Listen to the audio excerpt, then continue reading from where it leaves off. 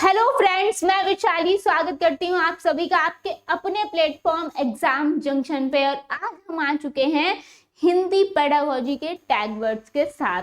यानी आपके लिए हिंदी पेडागोजी जो है वो भाई एकदम आसान हो जाएगी अगर आपने ये शब्द जो है ये देख लिए तो आइए मिलकर यहाँ पर जो है हिंदी पेडागोजी का खत्म करते हैं क्या भाई, डर। तो यहाँ पे हिंदी पेडागोजी जो है इसमें आपके बहुत सारे ऐसे वर्ड्स हैं जो कि आप एकदम बस आप देखेंगे और आपको क्लिक बिट हो जाएगा कि भाई ये जो है बिल्कुल ये पॉजिटिव है, ये निगेटिव है। और आपसे जिस तरीके से क्वेश्चन पूछा जाए, यानी पॉजिटिव वे में क्वेश्चन अगर पूछा गया है तो आपको क्या देखना है कि भाई पॉजिटिव जो है सबसे वो कौन सा आपके जो क्वेश्चन में पूछा गया है उसके अकॉर्डिंग कौन सा यहाँ पे जो है यहाँ पे ऑप्शन जो है वो आप टिक करेंगे। या फिर अगर पूछा गया है निगेटिव तो जाहिर सी बात है अगर आपसे निगेटिव पूछा गया है तो जो तीनों आपके ऑप्शन दिए होंगे उसमें से 3 जो है वो आपके पॉजिटिव दिए होंगे और एक आपका निगेटिव दिया होगा। तो हमें देखना होगा कि आखिर ऐसे कौन से शब्द हैं जो कि इनको बैलेंस करते हैं। आइए देखते हैं और फटाफट से यहाँ पर अगर चैनल पर नए हैं तो चैनल को सब्सक्राइब कर लेंगे, बेल आइकन को प्रेस कर लेंगे। तो यहाँ पे इंपॉर्टेंट सेशन है, आपको ध्यान से समझना है जो भी आपको बताया जा रहा है। आगे देखते हैं, यहाँ पे जब हम हिंदी पेडागोजी की बात करते हैं तो सबसे ज्यादा बल दिया जाता है भाषा के प्रयोग पर। सबसे ज्यादा बल दिया जाता है किस पर? भाषा के प्रयोग पर बल दिया जाता है यहाँ पे कि भाषा का प्रयोग जो है वो ज्यादा से ज्यादा कराया जाए। यहाँ पर भाषा प्रयोग के ज्यादा से ज्यादा क्या दिए जाए? अवसर दिए जाएं। आगे बात करेंगे यहाँ पर, यानी पॉजिटिव वर्ड जहां पर भी भाषा के प्रयोग की बात हो रही है और यहाँ पर वो हो जाएगा आपका क्या? पॉजिटिव।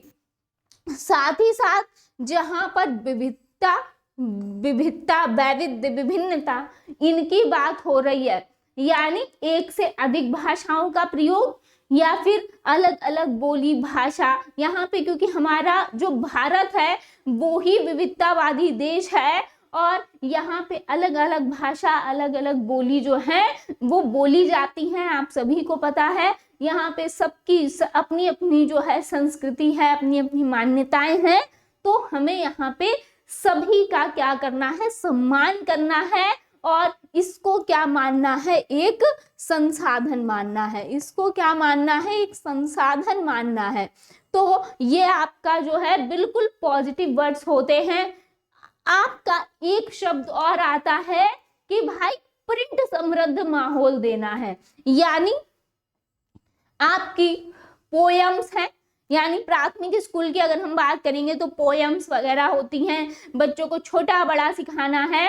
तो यहाँ पे आपने देखा होगा आजकल जो है यहाँ पे प्राइवेट और गवर्नमेंट सेक्टर जितने भी स्कूल हैं हर जगह आपने देखा होगा दीवारों पे खूब सारे चित्र वित्र बने होते हैं। यहाँ पे कविताओं से रिलेटेड कुछ जो बच्चों को चीजें बतानी है उनसे रिलेटेड छोटा बड़ा, तो इंटरेस्टिंग वे में यहाँ पे बच्चों के कक्ष को विद्यालयों को जो है वो एकदम बढ़िया ड्राइंग के जरिए सजाया जाता है।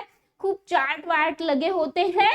तो बच्चों को इस तरीके का प्रिंट समृद्ध माहौल देना है जिसमें बच्चा इंटरेस्ट भी लेगा और बच्चे को चीजें जो है वो समझ भी आएंगी और बच्चे उसमें इंटरेस्ट भी लेंगे और उनको ज्ञान भी होगा। आगे बात करते हैं, भाषा विविधता संसाधन संज्ञानात्मक विकास। यहाँ पे बात हुई है यहाँ पर सीखने में वृद्धि से रिलेटेड।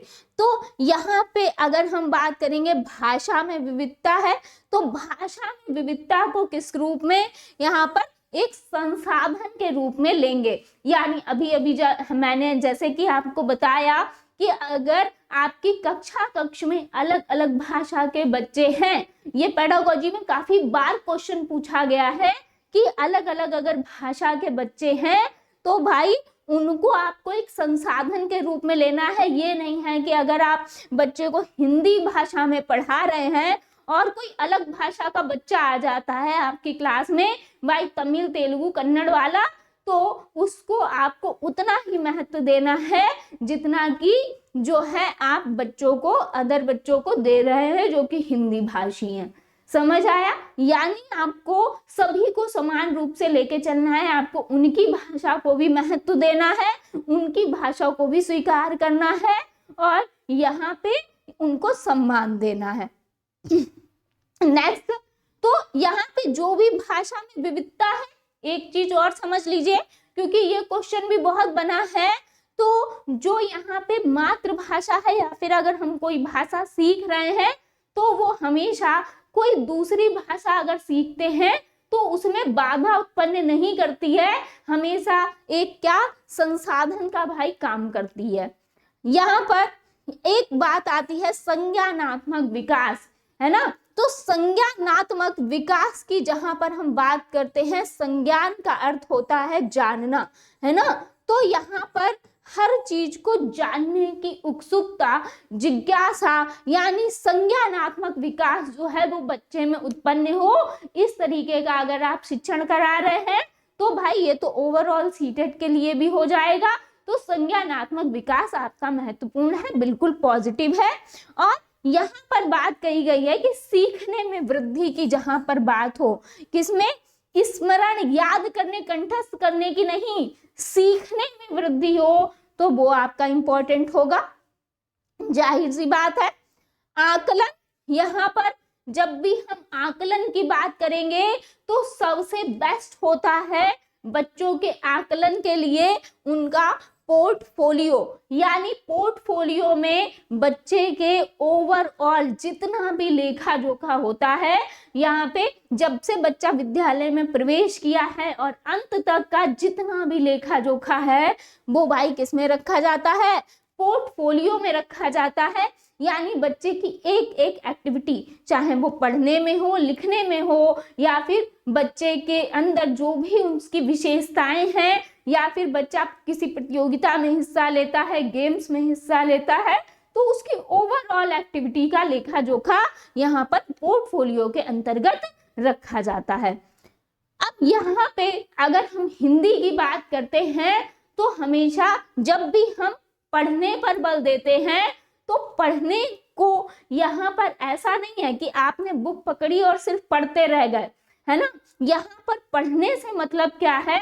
उसके अर्थ से होता है, उसके अर्थ से होता है कि पढ़ने का जो यहाँ पे मतलब है कि जो भी आप पढ़ रहे हैं उसका आपको अर्थ समझ आना चाहिए, यानी समझ के साथ एक अर्थ आपको संदर्भ के साथ निकलना चाहिए। अगर आपको अर्थ ही समझ में नहीं आ रहा है और आप पढ़ते चले जा रहे हैं तो उसके पढ़ने का कोई भी मतलब नहीं है। जब आपको अर्थ समझ में आएगा तभी आप जो है उसको ज्यादा समय तक याद रख पाओगे। आगे देखते हैं यहाँ पर लेखन। तो लेखन जो है वो मौलिक विचार और विचारों की अभिव्यक्ति, यहाँ पर लेखन से आपने पढ़ा भी होगा भाई भाषा कौशल कितने होते हैं? भाई भाषा कौशल तो होते हैं यहाँ पे 4, है ना, जो कि हिंदी में बहुत इंपॉर्टेंट है ना। भाषा कौशल 4 होते हैं, सुबोपली, सुनना, बोलना, पढ़ना और लिखना। और हम अपने भाव और विचार जो हैं वो या तो बोलकर प्रकट कर सकते हैं या तो लिखकर प्रकट कर सकते हैं। तो जब भी बात होगी लेखन की, जब भी बात होगी किसकी? लेखन की, तो आपके जो मौलिक विचार हैं, जो भी विचारों की अभिव्यक्ति है उसको प्रकट करने की बात कही जाएगी, यानी आप अपने भाव विचार प्रकट कर सकेंगे। साथ ही साथ यहाँ पर जब हम बात करते हैं हिंदी से रिलेटेड तो भाई जो भाषा सीखने की क्षमता है ये हिंदी में बहुत पूछा जाता है। तो जो भाषा सीखने की क्षमता है वो भाई कैसी होती है? जन्मजात होती है। वो कैसी होती है? जन्मजात होती है। और ये किसने कहा है? ये कहा है नोम चोमास्की जी ने। ये कहा है नोम चोमास्की जी ने कि बच्चे में भाषा यहाँ पर सीखने की क्षमता जो है जन्मजात होती है। बच्चा जन्म से ही सहज और स्वाभाविक तरीके से जो है वो भाषा सीख सकता है और बच्चे के पास ऐसा भाषा अर्जन उपकरण होता है कि बच्चा जो है सहज और स्वाभाविक तरीके से जो है वो भाषा सीख लेता है। कुछ ऐसा उसके पास उपकरण है और ये अपनी ही एक सार्वभौमिक व्याकरण से यानी पहले से ही लैस होता है। इसको कुछ भी समझाने की बताने की जरूरत नहीं पड़ती है। यहाँ पे जो भी परिवार में भाषा बोली जा रही है, जो भी आसपास बोली जा रही है, बच्चा खुद ब खुद उसका क्या कर लेगा, अर्जन कर लेगा एकदम सहज और स्वाभाविक तरीके से। तो ये भी आपको पॉइंट याद रखना है। आगे बात करेंगे। भाई बात हुई है ज्यादा से ज्यादा अवसर देने की, बिल्कुल सही है। और बच्चों को जितना ज्यादा आप अवसर देंगे यहाँ पर भाग लेने का कहीं या फिर पढ़ने का या फिर हर चीज का, देखिए आप बच्चों को हर एक्टिविटी के लिए आपको अवसर देना है। तो जहां पर भी अवसर देने की बात आ जाए बिल्कुल पॉजिटिव होगा।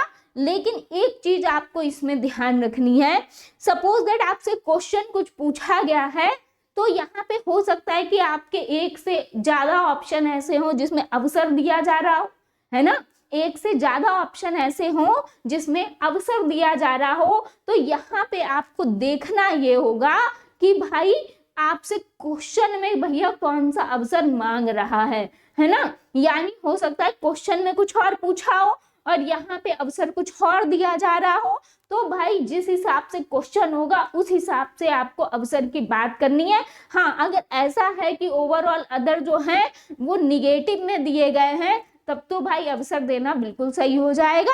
तो अवसर हर क्षेत्र में बेहतर ही होता है।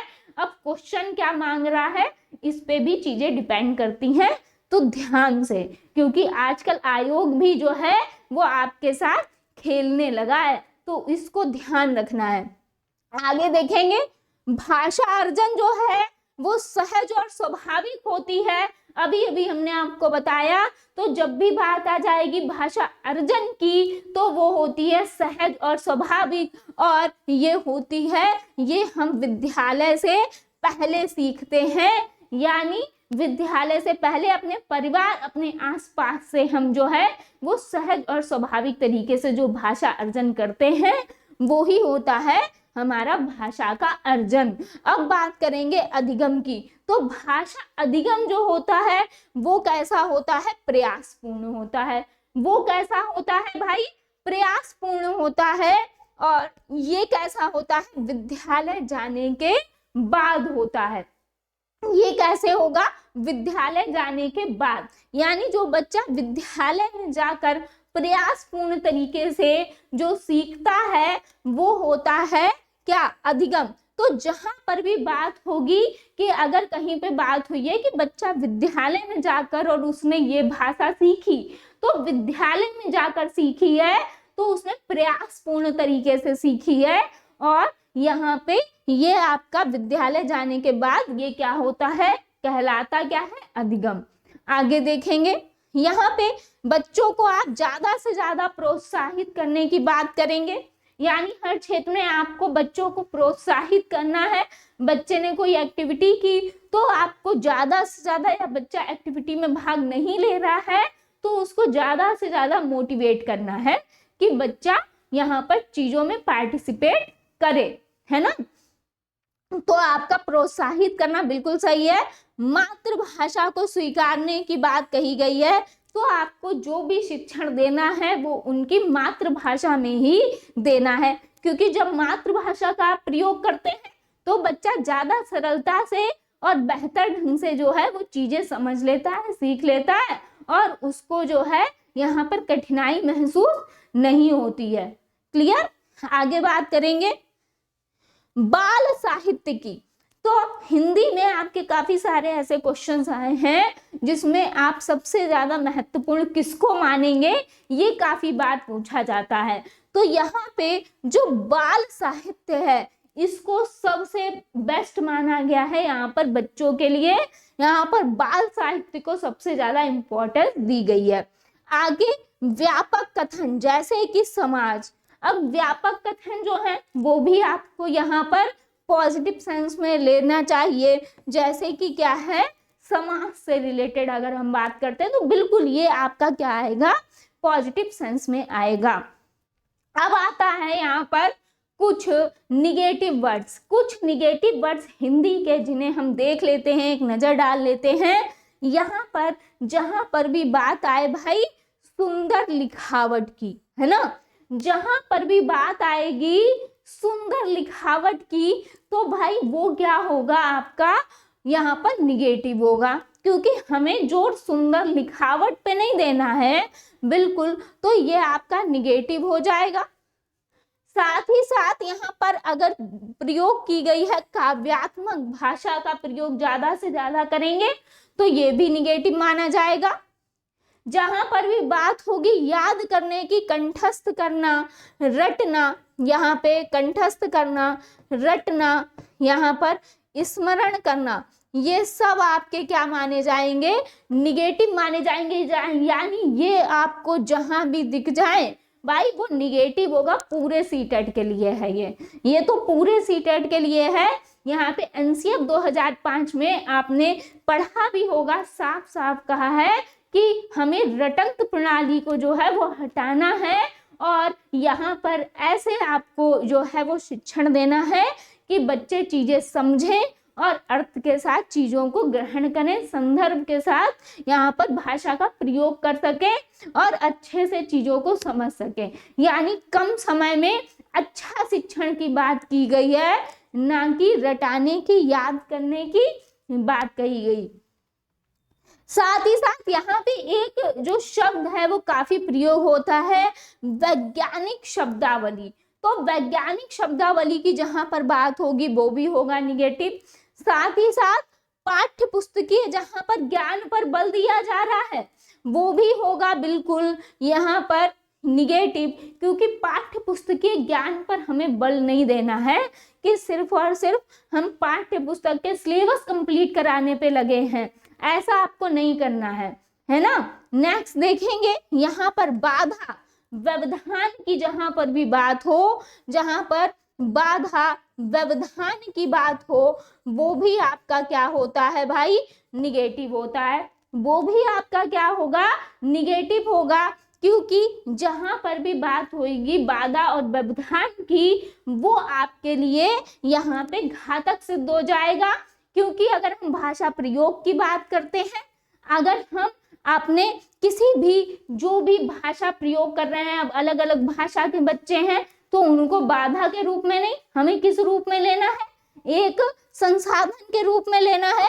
तो जहां पर भी बाधा और व्यवधान उत्पन्न हो रहा है भाई वो होगा निगेटिव। आगे देखेंगे जहां पर भी बात आ जाए जटिलता की तो वो भी हो जाएगा निगेटिव, क्योंकि हमें सरल और लचीलेपन के साथ अपना पूरा शिक्षण देना है। यहाँ पे सरल भाषा और लचीलेपन के साथ हमें शिक्षण देना है, यहाँ पे सरल भाषा और यहाँ पर लचीलेपन के साथ शिक्षण देना है। तो यहाँ पे आपका जहां पर भी जटिलता की बात आ जाएगी वो भाई हो जाएगा क्या, निगेटिव। आगे देखेंगे जहां पर भी मैंने आपको ये भी बार बार बताया है, केवल मात्र सिर्फ ही जैसे शब्द, यानी केवल मात्र ही सिर्फ जैसे शब्द जहां पर भी आ जाए ये क्या कर देते हैं, चीजों को सीमित कर देते हैं। तो यहाँ पे सीमित नहीं होने देना है, जाहिर सी बात है हमें खुले सिरे से चीजों को देखना है। तो केवल मात्र सिर्फ ही जैसे शब्द बिल्कुल निगेटिव होंगे। और जहां पर दिया जाए भाई ये तो सभी को पता है कि मानक भाषा पर जहां पर बल दिया जाए तो वो भी होता है निगेटिव। और यहाँ पर अगर आपने बच्चे की मातृभाषा को अस्वीकार करा तो वो भी होगा निगेटिव। यहाँ पे आपको बच्चे की मातृभाषा को क्या करना है, स्वीकार करना है, उसका इस्तेमाल करना है। अब देखिए हो सकता है यहाँ पे हमारी मातृभाषा क्या है, हिंदी है। अब यहाँ पे आपका कोई अदर बच्चा आता है, यहाँ पर हो सकता है कि उसकी मातृभाषा दूसरी हो, अब वो यहाँ पढ़ने आ गया तो यानी अब क्या होगा, उसकी आपको जो मातृभाषा है उसको भी स्वीकारना होगा, है ना, उसको भी महत्व देना होगा। तो ये थे आपके निगेटिव वर्ड्स, यानी जहां पर भी आपको ये निगेटिव वर्ड्स दिख जाएंगे तो बिल्कुल आपको वो ऑप्शन कट कर देना है। अब आपसे यहाँ पे ऑप्शन जो है आपसे कुछ इस तरीके से दिए जाते हैं जहां पर आयोग जो है वो आपके साथ खेलता है। अब आपके क्वेश्चंस जो है, सपोज दैट क्वेश्चंस जो है वो पॉजिटिव और निगेटिव में दिए जाते हैं, और यहाँ पर अगर क्वेश्चन आपसे निगेटिव पूछा जाता है तो आपसे यहाँ पर ऐसे पूछा जाएगा कि इनमें से बता दो कि कौन सा सही नहीं है। तो एंड में नहीं लगा होगा और आप लोग जल्दी में कर देते हो गलती। और अब ऑप्शंस में भी अब जो है वो यहाँ पर आयोग खेलता है, जैसे कि आपको क्वेश्चन पे फोकस करना पड़ेगा कि आखिर क्वेश्चन में पूछा क्या गया है। पॉजिटिव निगेटिव टैग वर्ड्स आपके काम आते हैं बहुत ज़्यादा इसमें कि आप यहाँ पर ऑप्शंस को एलिमिनेट कर सको, यहाँ पे ऑप्शंस को एलिमिनेट कर सको। यानी सबसे पहले आपको यही देखना है कि पॉजिटिव सेंस में पूछा गया है उत्तर कि निगेटिव सेंस में पूछा गया है। अगर निगेटिव में पूछा गया है तो आपको पॉजिटिव ढूंढना है, और पॉजिटिव में पूछा गया है, यहाँ पर पॉजिटिव में पूछा गया तब आपको पॉजिटिव उत्तर ही ढूंढना है, निगेटिव में पूछा गया है तो निगेटिव उत्तर ढूंढना है। अब यहाँ पे निगेटिव में पूछा गया तो आपको 3 जो है वो पॉजिटिव दिए होंगे ऑप्शन, 1 दिया होगा निगेटिव, तो वही आपको देखना है। दिक्कत आती है कभी कभी जो पॉजिटिव होते हैं, क्योंकि कभी कभी जो भी पॉजिटिव ऑप्शंस आपको देते हैं, जो क्वेश्चन पूछा है पॉजिटिव और ऑप्शन जो दिए हैं वो चारों ही पॉजिटिव दिए हैं, और सपोज दैट आपको अवसर दिए गए तो सभी में अवसर दे दिए गए। अब आपको क्वेश्चन देखना है कि आखिर उस क्वेश्चन में पूछा क्या गया है, मांग क्या रहा है। अगर दृष्टिबाधित बच्चा है तो आप उसको दृश्य चीजों उसके अवसर नहीं देंगे, तो आप उसको दृश्य चीजों के अवसर नहीं देंगे ना। तो यहाँ पे क्वेश्चन क्या पूछा गया है उसके बारे में आपको डिटेल में समझना है, पढ़ना है, और अपने मस्तिष्क से अपने स्मार्ट वर्क के जरिए आपको जो है यहाँ पे चीजें सॉल्व करनी होंगी। तो आई होप आपको ये सेशन अच्छा लगा। मिलते हैं नेक्स्ट सेशन में। बहुत बहुत धन्यवाद जुड़ने के लिए।